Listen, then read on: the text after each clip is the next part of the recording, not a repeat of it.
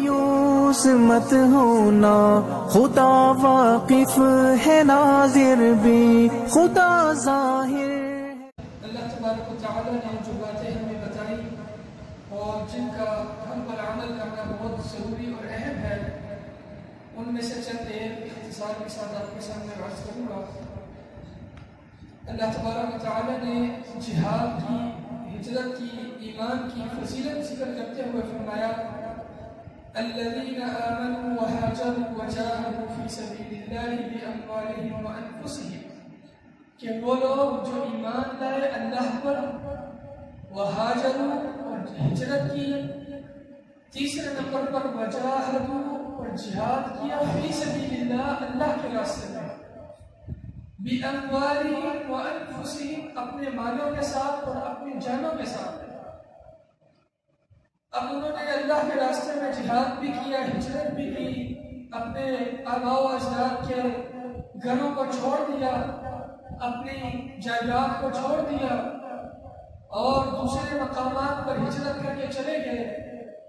اور اس درمیان جو ان کو تکالیف اٹھانی پڑی ان کو برداشت کیا، اور اپنا ایمان دین بچانے کی خاطر اللہ کے راستے میں جہاد کیا، تو کیا یہ سب ایسے ہی رہ نہ چلا جائے گا؟ فرمایا نہیں، اعظم درجۃ عند اللہ، تقریباً اللہ رب العالمین نے 8 قسم کے اجر ان کے لیے ذکر کیے۔ فرمایا اعظم درجۃ عند اللہ، اللہ کے ہاں بہت بڑا درجہ ہے، ان کے ہاں، ان کے لیے بہت بڑا درجہ ہے۔ دوسرے نمبر پر وَأُولَٰئِكَ هُمُ الْفَائِزُونَ، یہی لوگ کامیاب ہیں۔ تیسرے نمبر پر يُبَشِّرُهُمْ رَبُّهُمْ بِرَحْمَةٍ مِّنْهُ، اللہ رب العالمین اپنی طرف سے اپنی رحمت کی کو خوشخبری دیتا ہے۔ چوتھے نمبر پر وَرِضْوَانٍ، اللہ کی خوشنودی رضا حاصل ہو جاتی ہے۔ پانچویں نمبر پر وَجَنَّاتٍ لَهُمْ فِيهَا نَعِيمٌ مُّقِيمٌ، کہ وہ اس میں ایسی جنتوں میں ہوں گے کہ جن جنتوں کے اندر ان کے لیے نعیم مقیم، ہمیشہ رہنے والی نعمتیں ہوں گی۔ چھٹے نمبر پر اللہ رب العالمین نے فرمایا خالدین فیہا، وہ اس میں رہیں گے ابدا، ہمیشہ ہمیشہ۔ ان اللہ عندہ اجر عظیم، دوبارہ ذکر کیا کہ اللہ کے نام ان کے لیے بہت بڑا اجر ہے۔ یہ 3 اعمال کرنے کی بنا پر اللہ رب العالمین نے ان کو 8 قسم کے اجر عطا فرمائے۔ اس کے بعد اللہ رب العالمین نے ایمان والوں کو مخاطب کیا اور دین اسلام کا ایک بہت ہی بنیادی رکن عقیدہ الولاء والبراء کے حوالے سے بیان کرتے ہوئے فرمایا یا ایھا الذین آمنوا، اے وہ لوگوں جو ایمان لائے ہو، لا تتخذوا آباءکم واخوانکم اولیاء، اپنے باپ کو، اپنے بھائیوں کو دوست نہیں بنانا، ان استحبوا الکفر علی الایمان، اگر وہ کفر کو ایمان پر برتر سمجھے، محبت کرتے ہو کفر سے ایمان کے مقابلے میں، یعنی اگر کسی کا والد اور کسی کا بھائی چاہے تو جتنا بڑا مرضی اس کے ساتھ اچھا سلوک کرنے والا ہو، لیکن اگر وہ اسلام کو، ایمان کو کفر پر فوقیت نہیں دیتا، کفر کو اسلام پر غالب کرتا ہے، تو اللہ تعالی نے ایسے شخص سے محبت کرنے کا، دوستی کرنے کا اور اس سے لا تعلقی کرنے کا اظہار کا حکم دیا،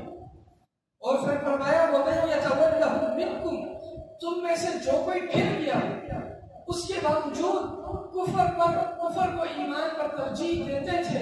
اس کے باوجود ان سے محبت کرتا رہا، فَأُولَٰئِكَ هُمُ الظَّالِمُونَ، وہی لوگ ظالم ہیں۔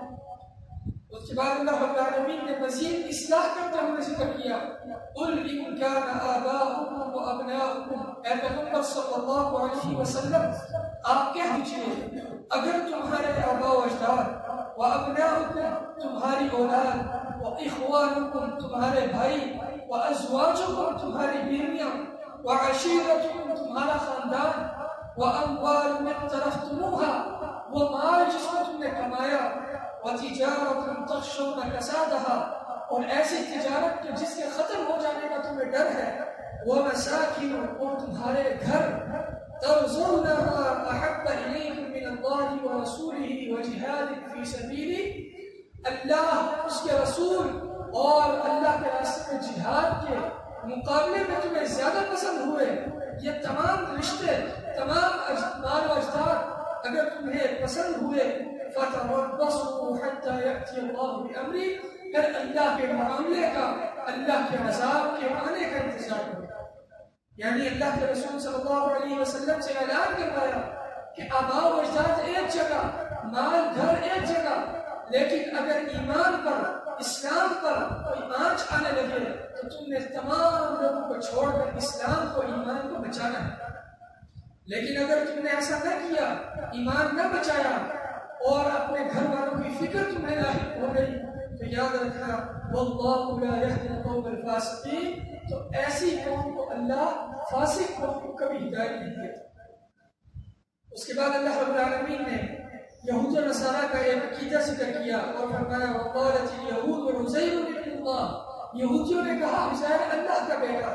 عیسائیوں نے کہا مسیح عیسیٰ علیہ السلام اللہ کا بیٹا، ذالک قولہم بافواہہم، اللہ رب العالمین نے اعلان کر دیا یہ ان کے منہ کی بات ہے، یظاہرون قول الذین کفروا من قبل، یہ اپنے سے پہلے کافروں جیسا قول ایک گھڑ کر بیان کر دیتے ہیں، قاتلہم اللہ، ان کو اللہ تباہ و برباد کرے، انا یؤفکون، یہ کہاں بہکائے جاتے ہیں۔ اس کے بعد اللہ رب العالمین نے اس امت کو مخاطب کیا اور فرمایا یا ایھا الذین آمنوا، اے وہ لوگوں جو ایمان لائے ہو، ان کثیرا من الاحبار والرہبان، بہت سارے راہب اور علماء اس امت کے لیأکلون اموال الناس بالباطل، لوگوں کا مال باطل طریقے سے کھاتے ہیں، ویصدون عن سبیل اللہ، اور وہ اللہ کے راستے سے روکتے ہیں۔ ہمارے اس معاشرے میں جتنے یہ پیر اور بزرگ بنے ہوئے ہیں وہ اس آیت میں شامل ہوتے ہیں، وہ لوگوں کا مال ہڑپ کرتے ہیں، نہ وہ اللہ کے مقابلے میں کسی کی مدد کر سکتے ہیں، نہ ہی وہ اللہ کے مقابلے میں کسی کی نفع اور نقصان کا اختیار رکھ سکتے ہیں۔ اور آگے اللہ رب العالمین نے ذکر کیا لَيَأْكُلُونَ أَمْوَالَ النَّاسِ بِالْبَاطِلِ، لوگوں کا مال باطل طریقے سے کھاتے ہیں۔ اور آج ہم معاشرے میں دیکھ لیں کس طرح سے ایک چھوٹی سی بات پر وہ لوگوں کا مال حاصل کرتے ہیں، وَيَصُدُّونَ عَنْ سَبِيلِ اللَّهِ، اور پھر وہ لوگوں کو اللہ کے راستے سے روکتے بھی ہیں۔ وَالَّذِينَ يَكْنِزُونَ الذَّهَبَ، اور پھر فرمایا کہ جو لوگ سونا اور چاندی کو جمع کر کر کے رکھے رہتے ہیں، وَلَا يُنْفِقُونَهَا فِي سَبِيلِ اللَّهِ، اس کو اللہ کے راستے میں خرچ نہیں کرتے، فَبَشِّرْهُمْ بِعَذَابٍ أَلِيمٍ، اے پیغمبر صلی اللہ علیہ وسلم آپ ان کو دردناک عذاب کی خوشخبری دے دیں۔ اور پھر اس کی مزید وعید اور قباحت ذکر کی، یوم یحمى علیہا فی نار جہنم، کہ جس دن جہنم کی آگ کو ان پر تپایا جائے گا، فتکوی بہا جباہہم وجنوبہم وظہورہم، اور ان کی پیشانیوں کو، ان کے منہ کو، ان کی پشت کو، ان کے پہلوؤں کو اس جہنم کی آگ سے داغ کیا جائے گا۔ ھذا ما کنزتم لانفسکم، اور اس دن یہ کہا جائے گا کہ یہ جو تم جمع کرتے تھے خزانے اپنے لیے، لو یہ لو تمہارے خزانے، فذوقوا ما کنتم تکنزون، ان تمام خزانوں کا عذاب چکھو جن کو تم جمع کیے کرتے تھے۔ ایک صحابی